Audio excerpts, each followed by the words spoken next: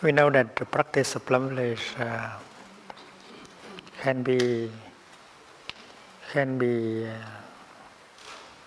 seen in 2 points. The first point is how to recognize the suffering and embrace it and transform it. And that is an art, because life involves suffering and happiness. You cannot avoid suffering.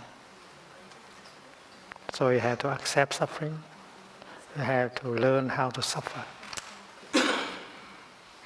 If we know how to suffer, we will suffer less, much less. And we will learn a lot from our suffering. And we know how to make good use of the suffering in order to create happiness. And the way we grow lotus flower. In order to grow lotus flowers, we need the mud. So suffering is a kind of mud that we need in order to generate the feeling of joy and happiness. So the first point, the first aspect of the practice is how to recognize suffering and to embrace it and to transform it. And we speak of the art of suffering. It seems that His Holiness the Dalai Lama has written a book with the title The Art of Happiness. We need a book, The Art of Suffering. We have to learn how to suffer. Because we know that if we know how to suffer, we suffer much less. And we can learn from our suffering and make good use of our suffering. And as true practitioners, we know that, and we have our own experiences as how to suffer. We have to learn how to suffer. That is an art. We have to be able to smile to our suffering with peace, like we smile to the mud when we know that we had to make good use of the mud to grow lotus flower.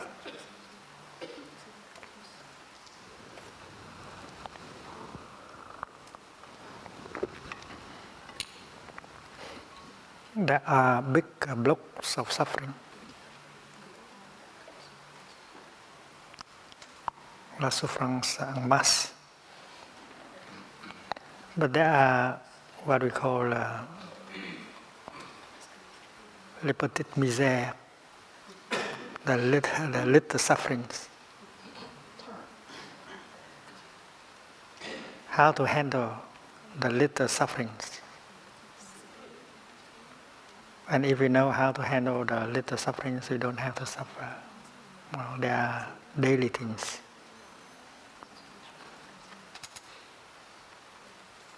Les petites misères de la vie quotidienne. And we know how to handle these little moments of suffering. And we should be able to share our practice with the people who come to us. So we are not afraid of these little miseries, little sufferings, because we know how to handle them. They are part of our daily life. And then when suffering has become a block, we should know how to recognize it, how to embrace it, and especially how to make good use of the collective energy of the sangha in order to embrace it. As a new practitioner, as a new person in the practice, we might not be able to embrace our suffering because our mindfulness is not still vigorous enough, powerful enough. So with the Sangha, we can borrow the collective energy of mindfulness of the Sangha in order to recognize and embrace the block of suffering in us. That suffering may have transmitted to us by our father, our mother, our ancestors.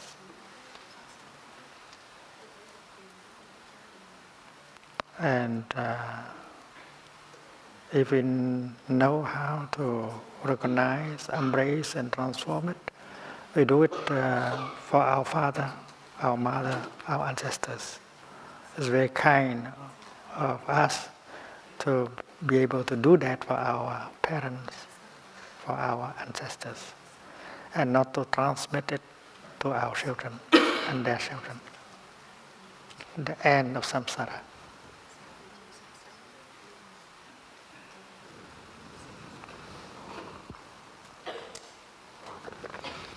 Many people who have read about the practice of plumage and hear about the peace, the energy of brotherhood, sisterhood. And when they come to plumage and they actually sit with us and walk with us, they feel that energy, the collective energy, is something very real and not just something people talk about. And when you allow yourself to be embraced by that collective energy of mindfulness and peace, you feel much better. You feel that the just suffering is beginning to transform. So taking refuge in the Sangha is a very crucial practice. Monks, nuns, lay practitioners sitting together, they come in phase, and the energy of mindfulness can be powerful. And if we know how to sit among them, how to allow the collective energy of mindfulness to embrace our suffering, and then we are like a drop of water flowing in a river, and we feel much better. We may not have to do anything. We just allowed ourselves to be embraced, allowed our suffering to be embraced by the collective energy of the Sangha. And that is the greatest gift that the Sangha can make to the people who come.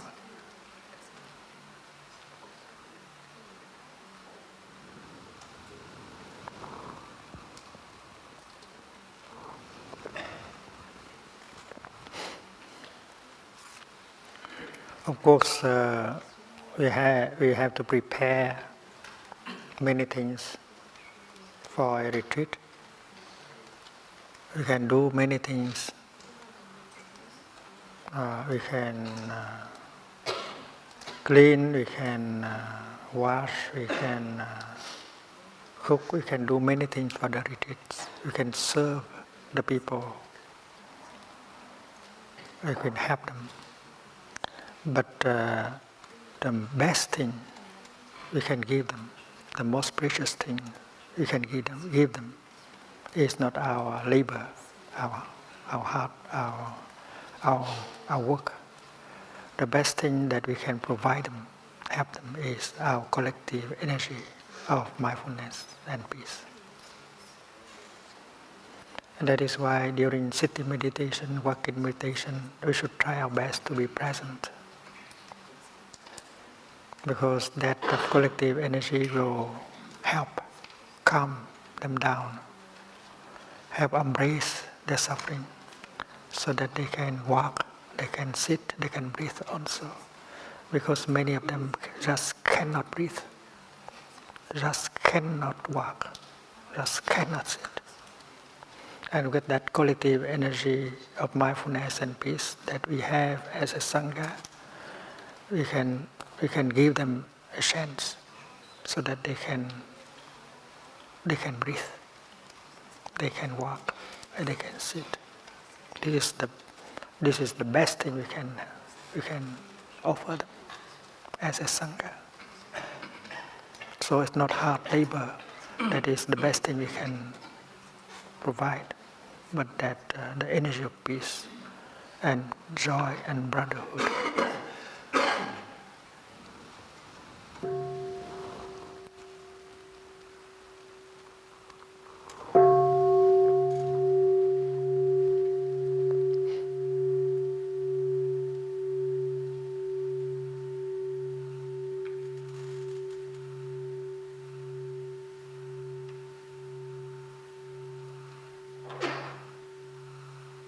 The people who are coming, they are lucky because they are capable of arranging so that they have a week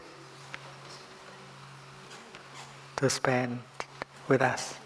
And many other people, they like it, they want it, but they cannot arrange. They do not have time, they do not have money.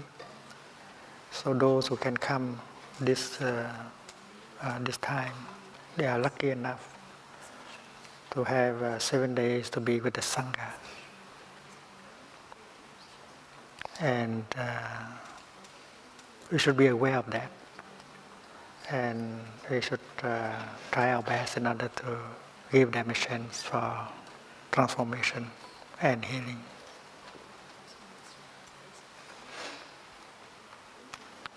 And Thich is going to tell them in the first retreat that healing is possible right in the retreat. Not after the retreat, but right during the retreat. Because if they follow the instructions to breathe, to sit and to walk, and healing is possible with every step. Healing is possible with every breath.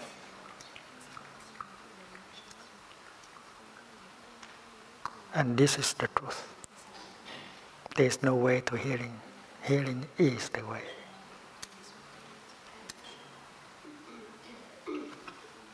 And we should tell them that in order to heal, they have to stop. Il faut relâcher pour pouvoir guérir. If they don't stop, there's no hope to heal. They have not healed because they have not stopped. So the 5 mindfulness trainings is a very important teaching. The 5 mindfulness trainings is to stop the kind of action, the kind of thinking that can create ill-being, sickness.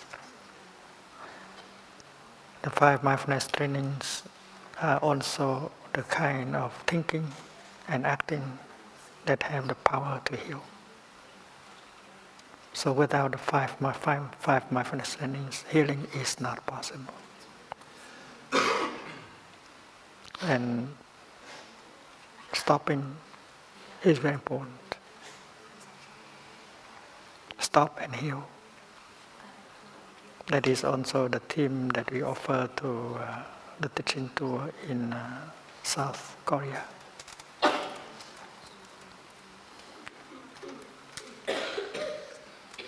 If we know how to stop, and then healing can take place right away with every step, every breath, and so on. So we should be able to convince them to stop. To stop whatever they are doing that can lead to suffering, to anger, to despair. And they will know what to stop in order to heal. And we will tell them how have we be able to stop and to start healing. We have to share our experience with us. The moment when you decide to stop, you feel very light. You feel the healing taking place right away.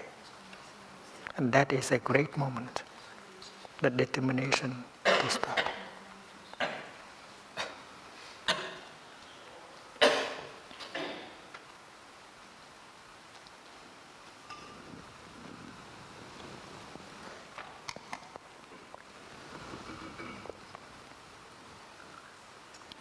And then we go tell them that it is possible to create moments of happiness in our daily life. There are small happinesses that we can create at any moment of our daily life. That is an art also. The art of happiness. Whether you drink a cup of tea, or take a walk, or just sit down and look, you can create happiness during that time. A little bit, the ingredients that you need in order to create a moment of happiness can be recognized.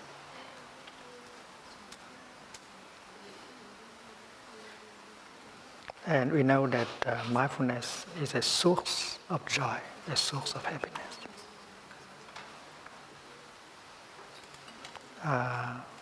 People complain that they do not have happiness,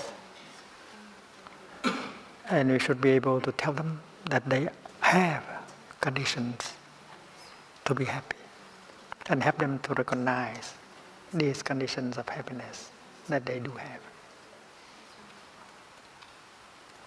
The cherry blossoms are there.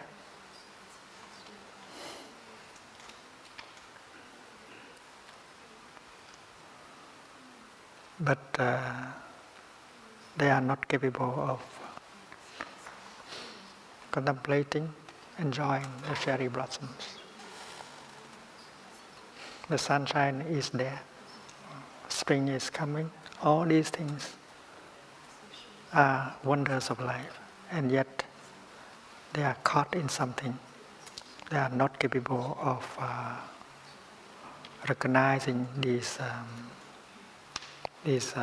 conditions of happiness.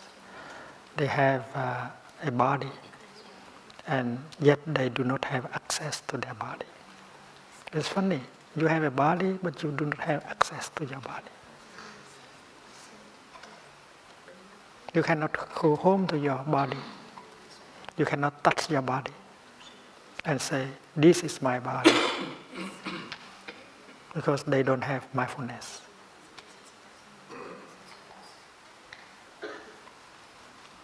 When they spend 3 hours with their computer, they completely forget that they have a body. They stay in a world of unreal world.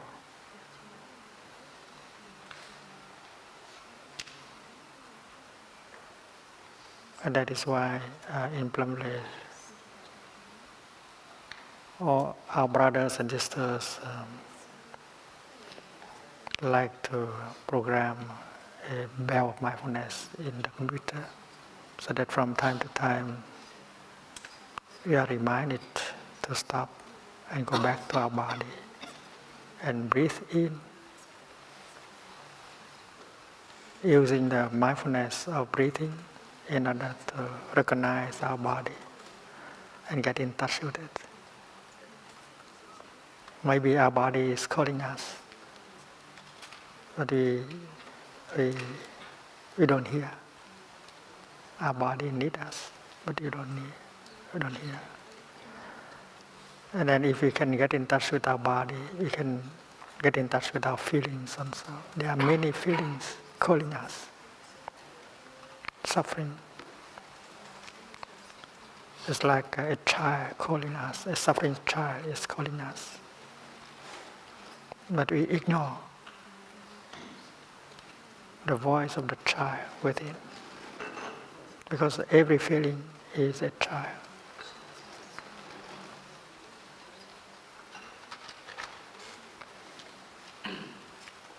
So mindfulness helps us to get in touch not only with the suffering in order for us to embrace and transform. Mindfulness also helps us to touch the wonders of life, including our body. And then breathing in can be a delight. And breathing out can be a delight. You enjoy your breathing. Just visualize a monk sitting on the grass. He does not do anything, he just breathes in and enjoy his in-breath.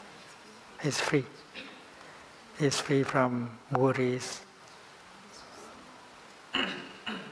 from anger, from craving. And he is capable of getting in touch with his body, with the blue sky, with the green color,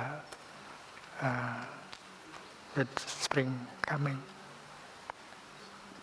So we should be able to do that in order to remind the people who are coming that they can also create moments of happiness. Les petits bonheurs de chaque jour.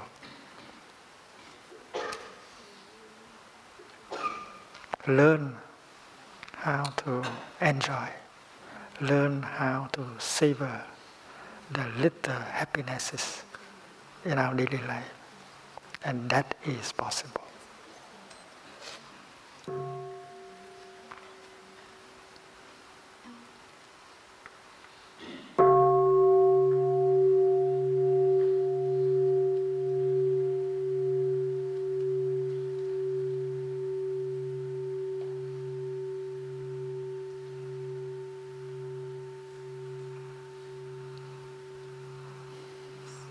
There are many talented people.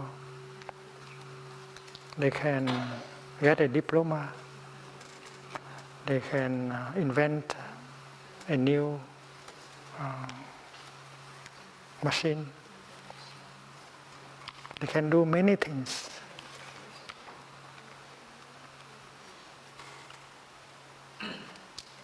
We will ask them, can you create a moment of happiness? Can you make use of your body? Can you make use of your in-breath? Can you make use of your mindfulness in order to create a moment of happiness, a feeling of happiness? The way we make a soup. In order to make a soup, we need some water, some vegetable, some tofu, and so on. And most of us are able to make a good soup. So, un petit bonheur, a little happiness is like that. It's like a soup. And with some ingredients, we are capable of making a moment of happiness for us and for the other person. You can offer some of your soup to the other person. If you know how to invent, to create a moment of happiness, you enjoy that happiness and you can offer that to the other person. So that is an art, the art of happiness. We have to learn to enjoy and to fabricate these feelings of joy and happiness in our daily life.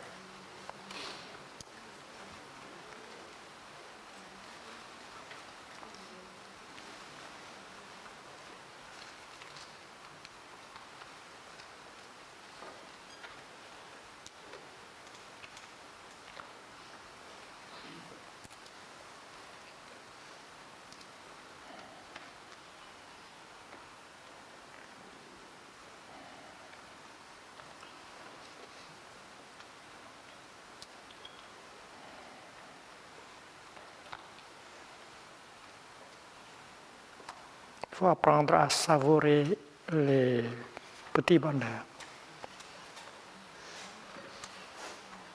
to learn how to savor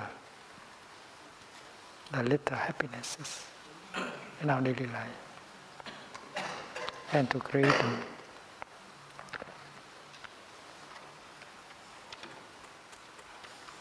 And we know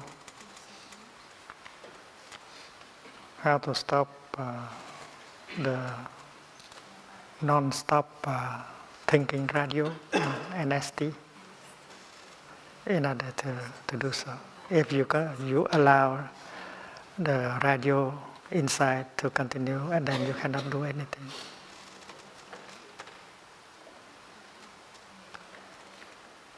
Because there is always that mental discourse going on day and night in your head. You think of the past, you invoke the past, you are afraid of the future, and the thinking goes on. And it takes away all space in you. You have no time to live your life. So it's very important to stop the radio inside, the non-stop NST, non-stop thinking. Because that is the practice of rumination.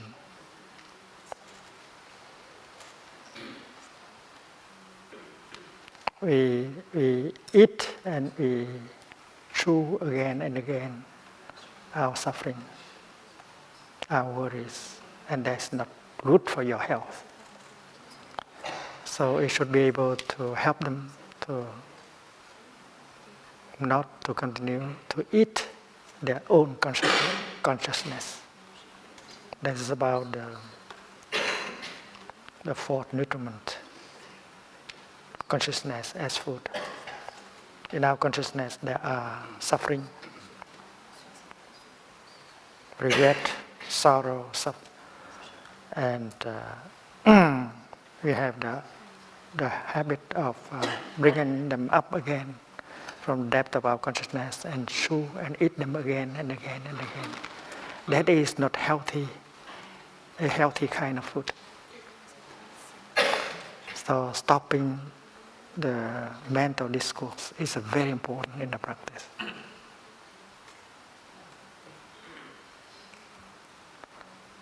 It's funny that in Plum Village, not only we don't drink alcohol, eat meat, but we are advised not to talk and not to think. Because while walking, if we talk or think, we allow that radio to continue, and we are victim. We are victim of the past and of the future, of our worries. We are not living our life. In order to be able to live our life, we have to stop that radio inside. The discourse anterior. And then, how can you enjoy your steps if you allow the radio to continue? And that is why it's very important to stop the radio inside. To feel rather than to think.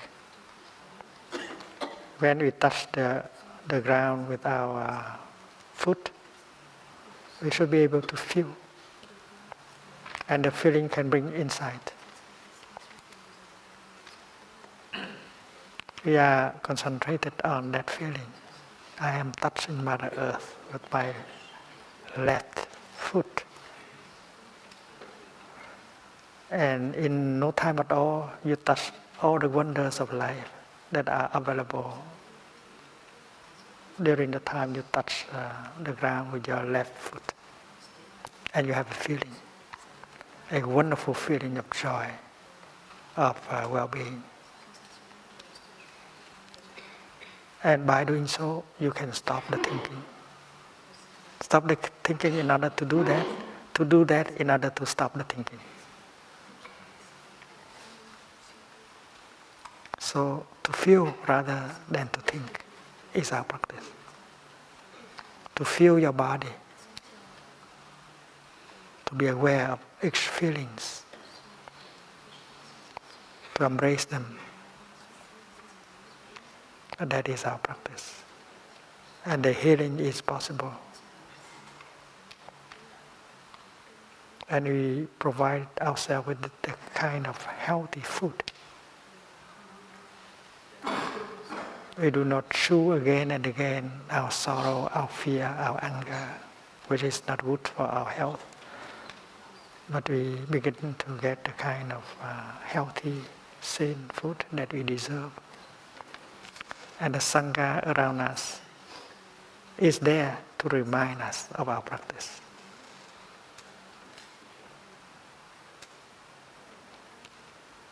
So we learn how to walk joyfully and happily. Walking meditation is not a hard labor. It's not a duty that we have to perform. That is an opportunity to create moments of happiness. That is a good opportunity to create moments of happiness and to heal. Walking meditation. Whether you walk with the sangha or you walk alone. Walking with the sangha, you inherit, you profit from the collective energy of the sangha. And walking alone, you radiate the energy of peace and mindfulness, and you remind people to walk like you. And any moment of practice can heal and to help heal other people. Not only to heal yourself, but to help heal other people. It's very pleasant to see a brother or a sister walking mindfully and happily on the campus. That is very nourishing and healing. So whether you walk with the sangha or you walk alone, your steps are very important for us. And the people who come to us, when they see us walking like that, they have faith in the practice, in the Dharma.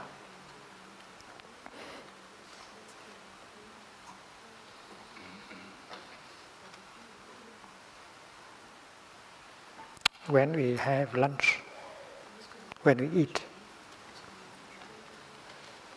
there must be a way of eating in order for every moment of the meal can be healing, can be nourishing. We do not only get the nutriment from the food, but from the sangha. Because together, sitting together and eating, we generate the energy of mindfulness, collective energy of mindfulness and brotherhood. And that is very healthy. That is very healing. So eating like that, you stop the thinking. And you become aware of members of the sangha around you. Everyone is generating the energy of peace, brotherhood. That is healing. That is good food. So eating together is a practice. It's not hard labor. It's not a duty to perform. Also, sitting meditation. Sitting meditation is an opportunity to heal, to create moments of joy also.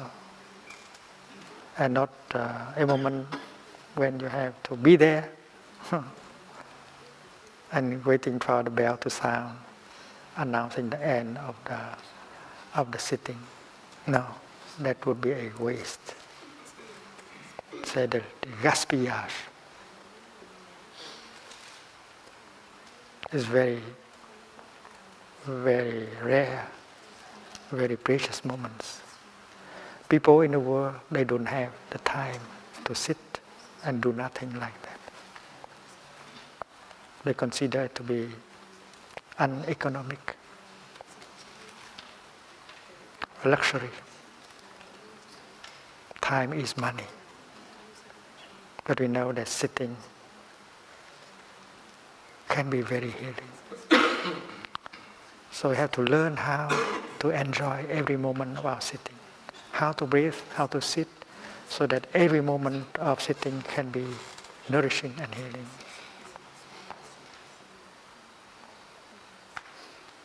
And if we know that the schedule is made by ourselves and not imposed on us by a political party or by the king. It is the Sangha who has created the schedule so that we can make good use of the schedule for our transformation and healing.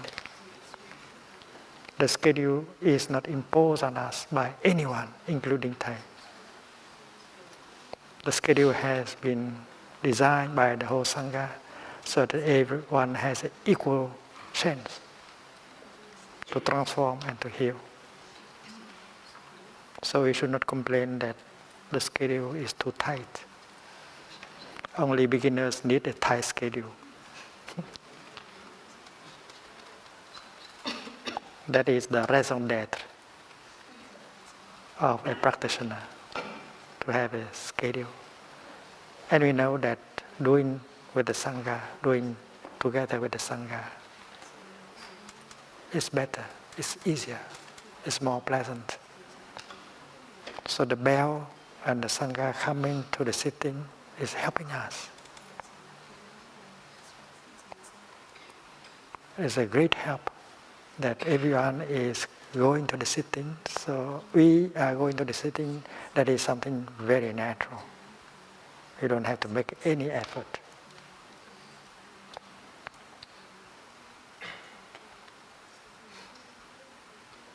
And it is said in the many sutras that the Dharma is lovely, is pleasant, in the beginning, in the middle, at the end. So every minute of the practice should be pleasant, should be healing and transforming.